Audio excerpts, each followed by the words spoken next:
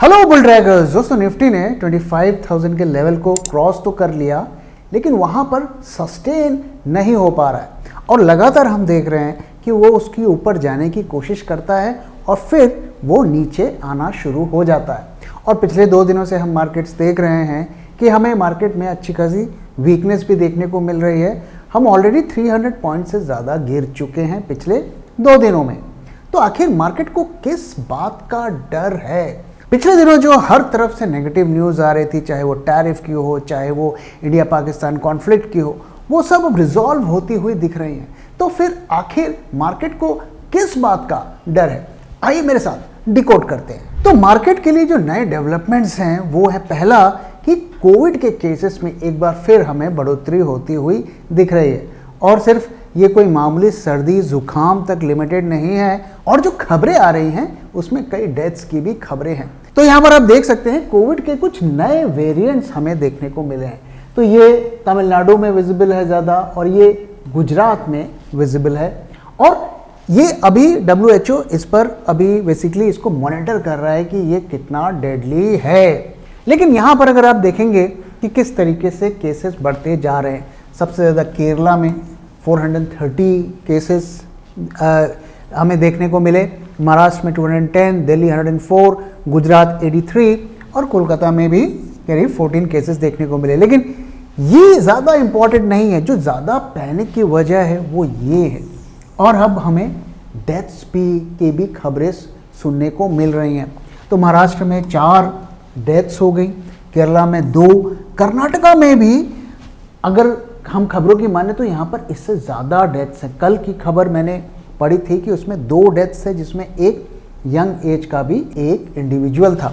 तो ओवरऑल इसकी वजह से थोड़ा बाजार में नर्वसनेस हमें देखने को मिल रही है, क्योंकि हम जानते हैं कि किस तरीके से जब कोविड बढ़ेगा, भले ही वो डेडली ना हो, लेकिन कहीं ना कहीं जाकर वो हमारे इंडस्ट्रियल आउटपुट, हमारे प्रोडक्शन, हमारे बिजनेसेस, हमारे सर्विस को कहीं ना कहीं जाकर इम्पैक्ट करता है।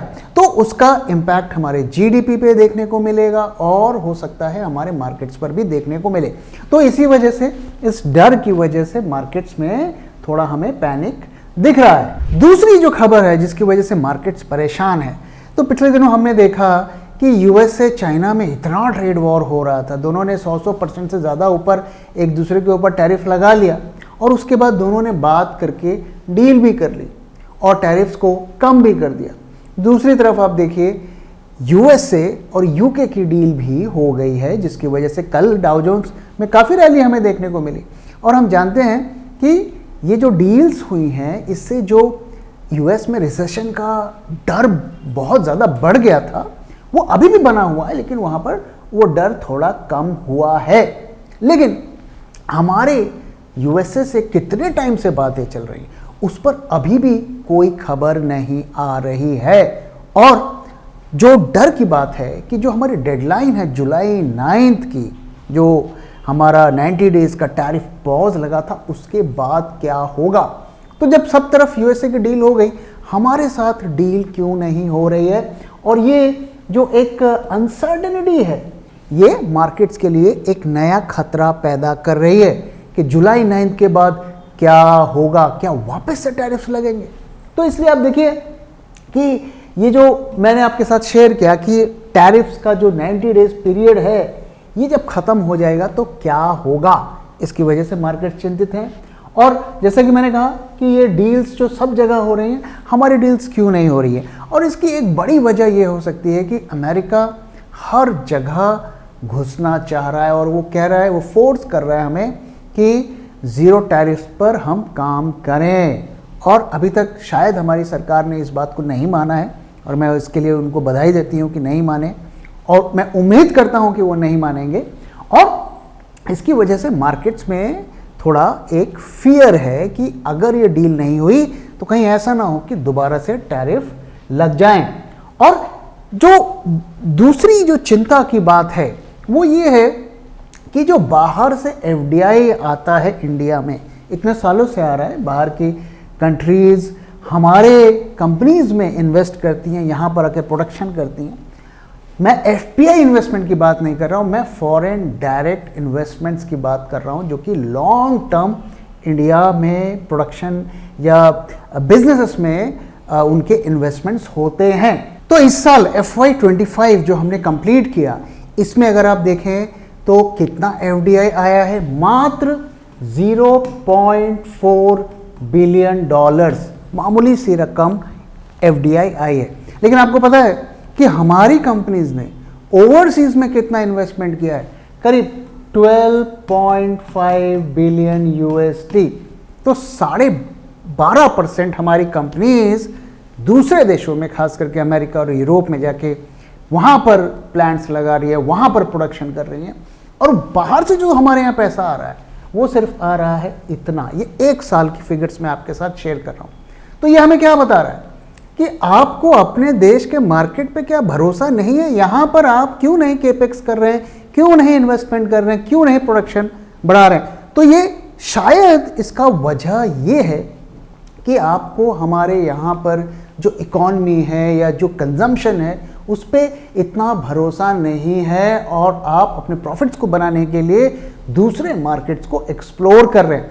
तो ये जो है एक मार्केट के लिए चिंता का विषय बना हुआ है। साथ ही हम इकॉनमी के फ्रंट में देख रहे हैं कि वहाँ पर कुछ अच्छी खबरें नहीं आ रही हैं। ऊपर से ये कोविड का रिस्क आ रहा है जो कि फर्दर इकॉनमी को डेंट कर सकता है। तो इन फैक्टर्स की वजह से, इन रिसेंट डेवलपमेंट्स की वजह से मार्केट्स थोड़ा टेंशन में है। अब आइए दोस्तों कुछ डेटा पॉइंट्स को देखते हैं कि वो किस तरफ इशारा कर रहे हैं, मार्केट किस तरफ जा रहा है। तो सबसे पहले आइए हम सेक्टर्स की एक एनालिसिस करते हैं। आज के दिन सेक्टर्स कैसे रहे, तो आप देख सकते हैं लगभग सभी सेक्टर्स हमारे रेड में रहे। 1-2 बैंक्स वगैरह को अगर हम छोड़ दें तो ज़्यादातर सेक्टर्स हमारे रेड में रहे। अब आप एक चीज़ अगर गौर करिए कि सबसे ज़्यादा गिरावट हमें FMCG में देखने को मिली है। तो इसका सीधा रिलेशन इकॉनमी से होता है, कंजम्पशन से होता है। और जैसे कि मैंने कहा, कंजम्पशन में ड्रॉप है, साथ ही कोविड की एक नई फियर मार्केट में आ गई है जो कंजम्पशन को फर्दर इम्पैक्ट कर सकता है। तो यहाँ पर अगर आप देखें बहुत ज़्यादा गिरावट नहीं है, बहुत ज़्यादा पैनिक नहीं है, लेकिन सारे सेक्टर्स डाउन है। ये थोड़ी चिंता की बात है। ऑफ कोर्स बैंक्स थोड़े अप हैं, लेकिन मैं यहाँ पर आपको एक दूसरी चीज़ दिखाना चाहता हूँ। अगर आप पिछले 1 महीने में देखें, सारे सेक्टर्स आपको ग्रीन में दिख रहे हैं। और जैसा कि होता है जब मार्केट्स तेज़ी से ऊपर जाते हैं तो गधे घोड़े सब दौड़ते हैं।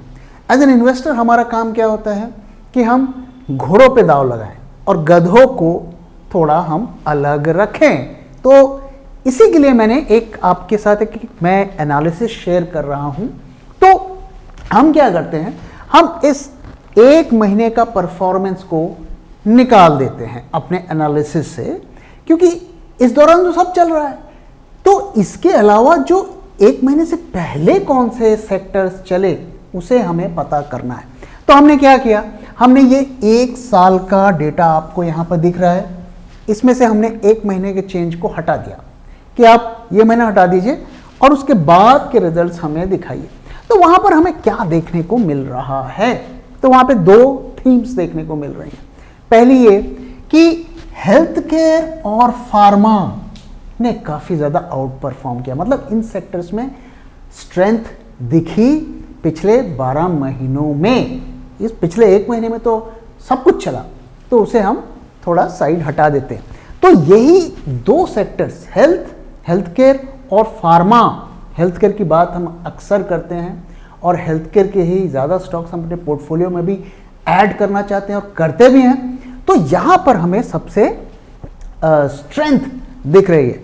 इसके अलावा बाकी सब आप देखिए मोटा मोटा रेंज बाउंड है, नेगेटिव में है। और एक और सेक्टर है जो आप देखिए तो ये प्राइवेट बैंक है और ये बैंक्स हैं।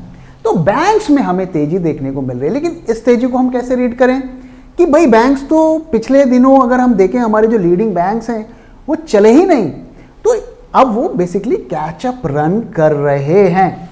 तो अगर हम इसे सही भी मान लें कि ठीक है यहाँ पे स्ट्रेंथ दिख रही है, तो मोटा मोटा हमें 2 थीम्स दिख रही हैं।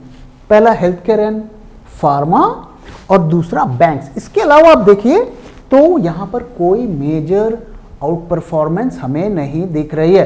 तो ओवरऑल इतने सेक्टर्स में हमें दो ही सेक्टर्स ऐसे दिख रहे हैं जिसमें थोड़ी हमें स्ट्रेंथ दिख रही है। तो इसलिए हमें सिर्फ एक महीने की चेंज को नहीं देखना है कि भाई ये तो बहुत चढ़ गए, बहुत चढ़ गए, बहुत चढ़ गए। हमें थोड़े लार्जर टाइम फ्रेम में देखना पड़ेगा, किन सेक्टर्स और स्टॉक्स में ज़्यादा स्ट्रेंथ हमें देखने को मिल रही है। अब आइए FII शॉर्ट्स की पोजीशन देखते हैं, वहाँ हमें क्या देखने को मिल रहा है। मैं लगातार आपके साथ शेयर कर रहा हूँ कि FIIs का गेम चल रहा है, मार्केट को अभी वो और ऊपर ले जाएंगे और उस रैली को यूज़ करके वो अपने शॉर्ट पोजीशंस को बढ़ाएंगे।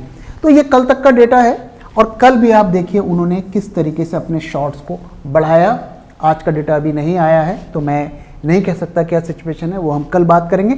लेकिन आप ट्रेंड यहां पर क्लियर कट देखिए, अपनी शॉर्ट्स को वो बढ़ा रहे हैं। मार्केट्स ऊपर जा रहे हैं, उनके शॉर्ट्स नीचे आ रहे हैं, यानी कि नए शॉर्ट्स वो बना रहे हैं। तो ये हमें फ्यूचर में जो गिरावट होने वाली है, बड़ी गिरावट होने वाली, उसके तरफ ये इंडिकेट कर रहा है।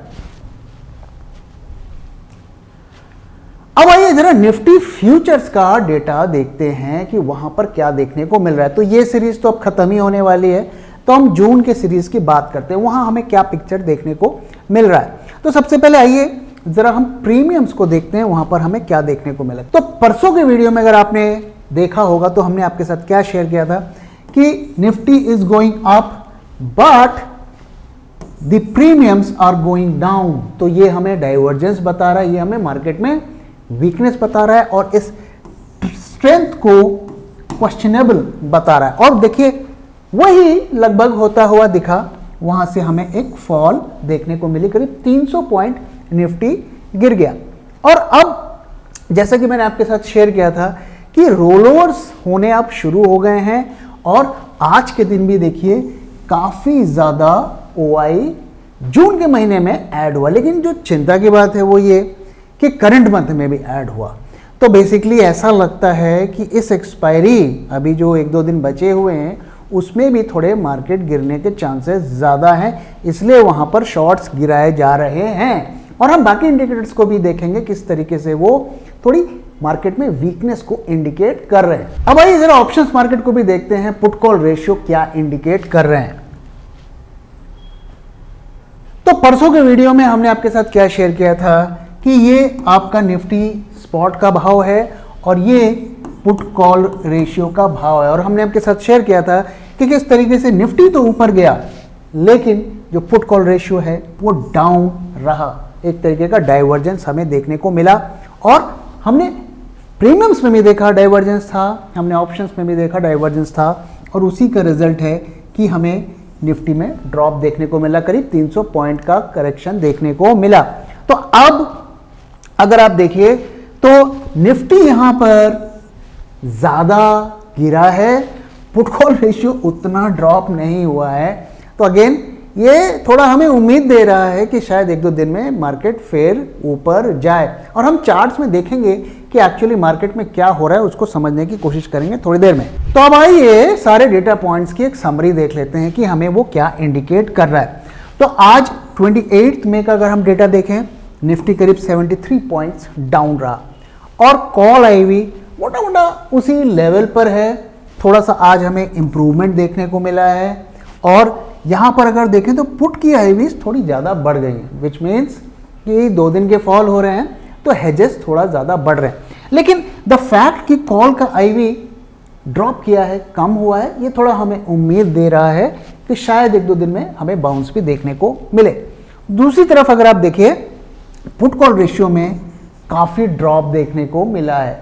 ये एक नेचुरल सी बात है क्योंकि पिछले 2 दिनों से मार्केट्स गिर रहे हैं, आज सारे दिन मार्केट्स लगभग रेड में रहे तो ज़्यादा पोजीशंस जो हैं कॉल राइटिंग बढ़ जाती है, रिटेल वाले भी करने लगते हैं, तो इस वजह से हमें ये देखने को मिल रहा है। तो इसको मैं बहुत ज़्यादा रीड नहीं करूँगा क्योंकि कॉल की आईवीज बढ़ी हैं तो थोड़ा यहाँ पर हमें कॉन्ट्रडिक्शन देखने को मिल रहा है। अब यहाँ पे जो चीज़ मैं आपके साथ शेयर कर रहा था कि भाई ये क्या हो रहा है, आपने इस महीने भी 13,000 कॉन्ट्रैक्ट्स ऐड कर दिए जबकि एक्सपायरी 2 दिन बाद है और वहीं पर आप फ्यूचर्स जो अगले महीने की कॉन्ट्रैक्ट्स हैं उसमें भी करीब 31,000 ऐड कर रहे हैं। ये थोड़ा मुझे चिंता की बात बता रहा है क्योंकि मार्केट में कुछ बड़ा उठापटक हो सकती है अगले 2 दिन में, तो ये उस तरफ इशारा कर रहा है। और यहां पे अगर आप देखिए कि फ्यूचर्स की प्रीमियम करंट मंथ में 2 दिन रह गए हैं, इसका बहुत ज़्यादा मायने नहीं रखता है, क्योंकि जैसे जैसे हम एक्सपायरी के पास जाते हैं प्रीमियम्स ड्रॉप हो जाते हैं। लेकिन ये नेगेटिव में आ गया है, डिस्काउंट में आ गया है, और ऑब्वियसली आपकी एक्सपायरी थर्सडे को है, कल है, तो इसमें कोई बड़ी बात नहीं है। लेकिन अगर आप अगले महीने का देखें तो जैसे कि मैं लगातार आपके साथ शेयर कर रहा हूँ, जब हम एक्सपायरी से 30, 32, 35 दिन दूर होते हैं तो प्रीमियम्स कम से कम 150 से ऊपर होने चाहिए अगर मार्केट्स बुलिश हैं। और हम लगातार आप देख रहे हैं पिछले कई दिनों से, आप देखिए तो 150 से लगभग नीचे ही प्रीमियम्स चल रहे हैं और आज 100 में आ गया है। तो ये अच्छे संकेत नहीं दे रहा है कि जून के एक्सपायरी में मार्केट बहुत ज़्यादा बुलिश होगा। और अगर आप एक चीज़ गौर करिए कि टर्नओवर पिछले 2 दिनों से मार्केट्स तो इतना गिर रहा है, लेकिन टर्नओवर में ज़बरदस्त जंप देखने को मिला है। निफ्टी का भी अगर आप देखेंगे, मैं आपको दिखाऊंगा, वहाँ पर भी हमें ज़बरदस्त वॉल्यूम देखने को मिल रहा है। तो ये क्या हो रहा है मार्केट में, कौन स्टॉक्स को डंप कर रहा है, वो सोचने वाली बात है। और एडवांस डिक्लाइन भी अगर आप देखिए तो 50% ऊपर नीचे करीब करीब रहे। तो ओवरऑल ये जो डेटा है ये इसमें कुछ बहुत ज़्यादा सरप्राइजिंग नहीं है। मैं बहुत ज़्यादा इसमें बेरिशनेस नहीं रीड कर रहा हूँ और बुलिशनेस भी तो है ही नहीं इस डेटा पॉइंट में। हाँ, एक शॉर्ट टर्म में 1-2 दिन के अंदर एक बाउंस यहाँ पर इंडिकेट कर रहा है। अब आइए जरा चार्ट की एक एनालिसिस करते हैं। सबसे पहले हम निफ्टी का लॉन्ग टर्म चार्ट देखते हैं, मंथली कैंडल्स को देखते हैं, वहां पर हमें क्या स्टोरी देखने को मिल रही है। तो अगर आप देखिए ये जो हमारी सितंबर के बाद से गिरावट हुई है वो आप देख रहे हैं, और इस गिरावट की खास बात क्या है अगर आप देखिए तो इसमें करीब FIIs ने 2.2 लाख करोड़ की सेलिंग की, यानी कि वो इतना माल बेच के ले गए। लेकिन ये जो मार्च से हमें रैली देखने को मिल रही है, आपको पता है कि FIIs ने नेट कितना पैसा लगाया है, करीब 16.5 करोड़, मतलब सिर्फ 16 करोड़ ही लगाए हैं। तो यहाँ पर 2.2 लाख करोड़ निकाले और 16,000 करोड़ मात्र यहाँ पर लगाए। और यहाँ पर आप देखिए अगर तो इस पूरे फॉल में खरीदा किसने, DIIs ने खरीदा, और इस राइस में मोटा मोटा अगर हम देखें तो DIIs ने बेचा। तो ये जो रैली हमें देखने को मिल रही है, अगर आप गौर करिए तो वॉल्यूम यहाँ पर बड़ा है। आपको 3 बड़े कैंडल्स दिखेंगे, एवरेज 12 महीने के एवरेज से अगर हम लें ऊपर वॉल्यूम है, लेकिन FIIs का पैसा इसमें नहीं है। तो इस पैसा किसका है, ये पैसा DIIs का, आपका पैसा यहाँ पर लगा है। और FIIs तो हम जानते हैं बेवफा हैं, वो कभी भी प्रॉफिट बुक करके निकल जाएंगे। तो इसलिए बहुत हमें ज़रूरी है कि इस लेवल्स पर हम सावधान रहें, कितनी भी तेजी हो जाए हमें अपने होश नहीं खोने हैं। और देखिए 16,000 करोड़ लगाया उन्होंने, मार्केट को इतना चढ़ा लिया, उनके लिए और 10-15 हज़ार करोड़ लगाना कौन सी बड़ी बात है, और वो अगर लगाएंगे तो हो सकता है मार्केट यहाँ भी चली जाए। तो इसलिए जो उनका गेम है उसे हमें समझने की ज़रूरत है कि अगर वो इतने ही बुलिश हैं इंडियन मार्केट्स में, तो डेरिवेटिव मार्केट्स में जाके शॉर्ट्स क्यों खोल रहे हैं। तो आइए अब डेली चार्ट्स को देखते हैं कि वहाँ पर मार्केट हमें किस तरफ इशारा कर रहा है। तो पहली चीज़ जो मैं आपको दिखाना चाहता हूँ कि यहाँ पर ये मार्केट आज डाउन रहे, through out the day down रहे, लेकिन यहाँ पर आप वॉल्यूम देखिए किस तरीके से निफ्टी में हाई वॉल्यूम देखने को मिला, कल भी काफ़ी ज़्यादा हाई वॉल्यूम देखने को मिला। तो जब भी इस तरीके की सिचुएशन होती है, markets falling and high volume, तो ये 2 चीज़ को इंडिकेट करता है। पहला कि ये पैटर्न कहाँ पर हो रहा है, ये पैटर्न काफ़ी ऊपर के लेवल पर हो रहा है, तो clearly somebody is dumping the stocks। दूसरी बात तो क्या होता है कि जब भी इस तरीके का पैटर्न दिखता है, स्ट्रॉन्ग फॉल, बिग फॉल, और उसके बाद स्ट्रॉन्ग वॉल्यूम, अगर दोनों चीज़ दिखती हैं, कॉन्ट्रडिक्शन दिखता है, मार्केट गिर रहा है, वॉल्यूम तेजी से बढ़ रहा है, ये इंडिकेट कर रहा है कि 1-2 दिन में मार्केट्स में एक जंप हमें देखने को मिलेगा। तो ओवरऑल हमारा इस वक्त शॉर्ट टर्म और लॉन्ग टर्म में क्या व्यू है। तो लॉन्ग टर्म की अगर बात करें तो हमें बहुत कॉशियस रहना है, अंधाधुंध बाइंग नहीं करनी है, क्योंकि FIIs का बड़ा गेम चल रहा है। शॉर्ट पोजीशंस वो इंडेक्स फ्यूचर्स में बना रहे हैं और इक्विटी मार्केट्स में बाइंग कर रहे हैं, और शॉर्ट टर्म की अगर बात करें तो इस वक्त किसी भी डेटा पॉइंट में कोई बड़े गिरावट के नियर टर्म में इंडिकेशंस नहीं है।